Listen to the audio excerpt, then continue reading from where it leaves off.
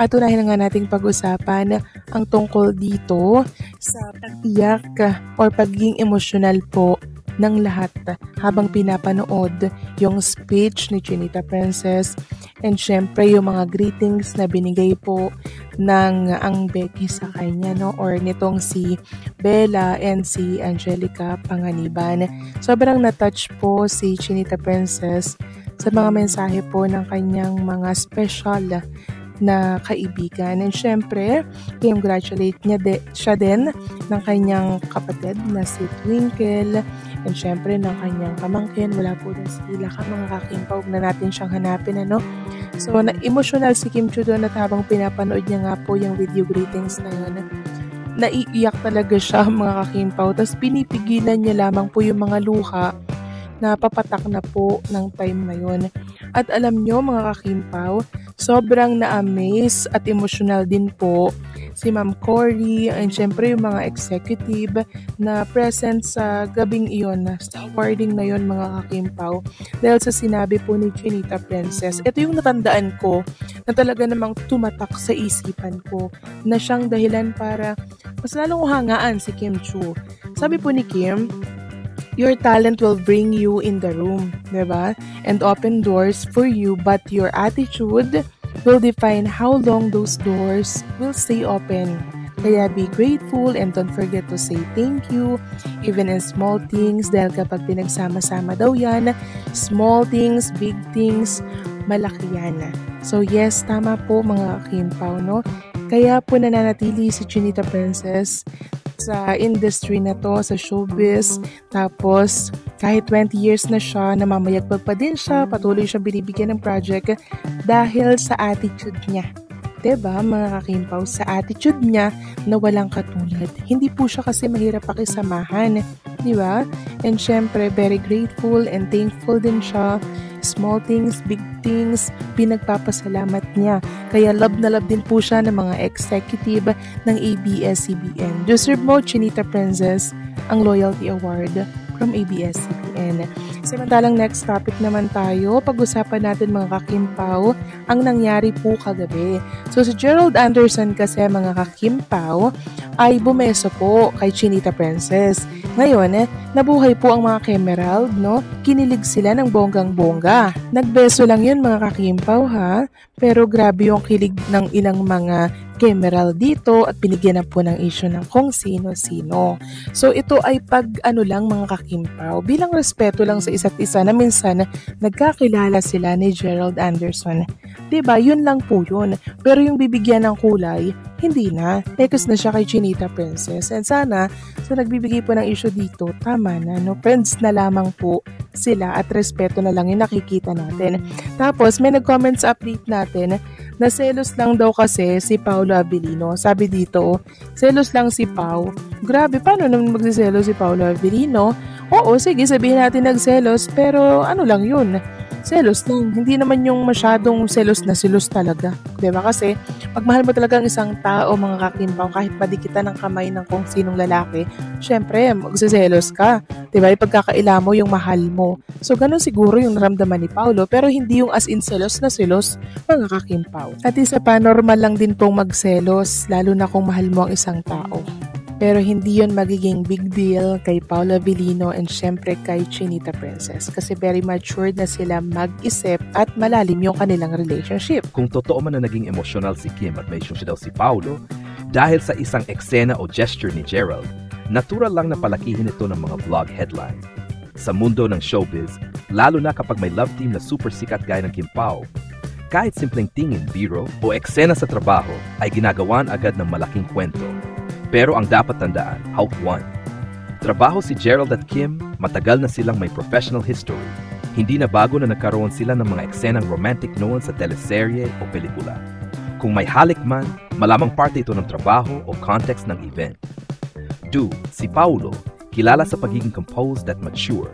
Hindi siya yung tipo na nagre-react ng padalos-dalos, lalo na sa bagay na may kinalaman sa trabaho ng ibang artista. Sobrang hindi consistent sa personality niya na magselos over something na professional. 3. Emotional si Kim. Kung may emosyon man, maaring dahil sa pagod, pressure sa event, dami ng tao, nostalgia, o pinaghalo-halong feelings dahil may reunion vibes. Hindi ibig sabihin ay dahil sa selosan. Part, pinakamas safe at makatotohanan dito. Physical na gesture o eksena lang ang nakita. Tapos ginawang chismis na sells para mag-present ng drama. Ang ganitong klaseng balita ay kombinasyon ng exaggeration, edited clips, at pagmamagnet ng views. Konting interaction lang ng celebs na may history, buong kwento agad tungkol sa selos, tampuhan at drama kahit wala namang malinaw na basehan. Sa totoong takbo ng career ni Kim at Paulo ngayon, mas malamang na focus sila sa work, schedules, endorsements, at lalong-lalo na sa momentum ng Kim Pao fandom kaysa sa mga petty jealousy rumors. Mas nakakakilig para sa mga fans pag may selos effect na naririnig. Pero sa totoong buhay, kadalasang trabaho at teaming lang ang pinag-ugatan ng ganitong eksena.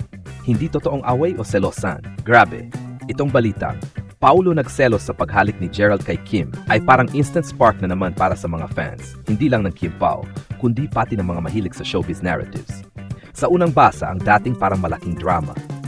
Pero kung titingnan ng mas malalim, ang pangyayari ay mas komplikado, mas layered, at mas grounded sa realidad, kaysa sa mga headline na parang sinadyang pasulugin ang emosyon ng lahat. Una sa lahat, si Kim Chiu ay isa sa pinakamadalas maging emosyonal sa mga ganitong moments.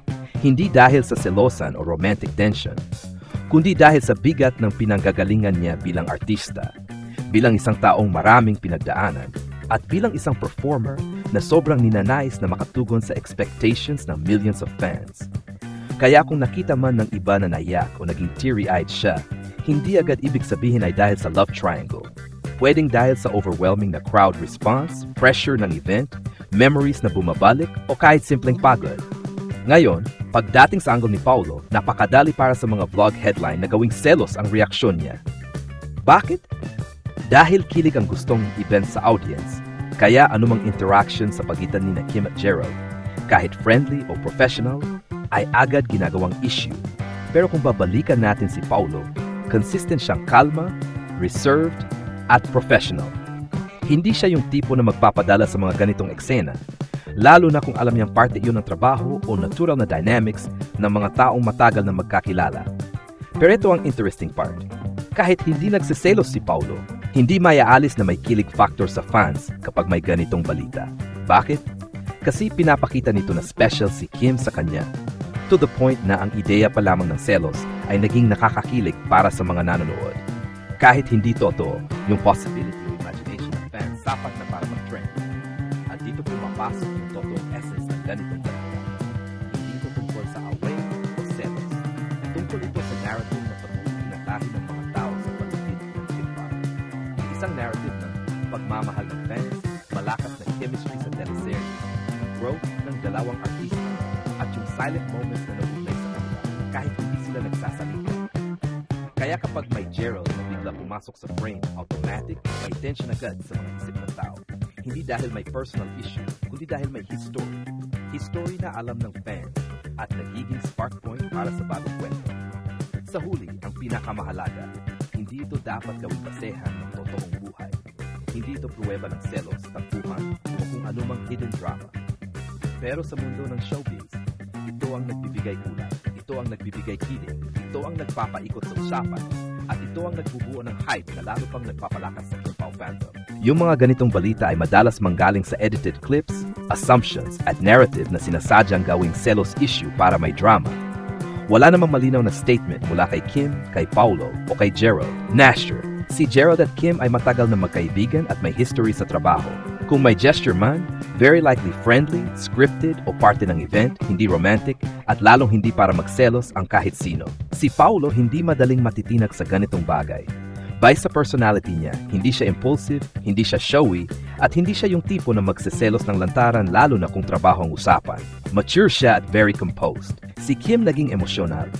Kung may nakita mang emosyon kay Kim, ito ay mas malamang dahil sa overwhelming crowd, pressure, pagod o kahit nostalgia, hindi dahil sa selos moment. Kapag may kahit anong connection sa past love teams o past relationships, automatic itong ginagawang drama ng ibang vloggers.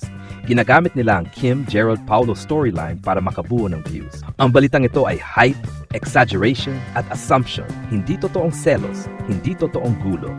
Mas narrative ito para sa fans, Hindi siya totoong indikasyon ng personal na feelings ni Kim at Paulo.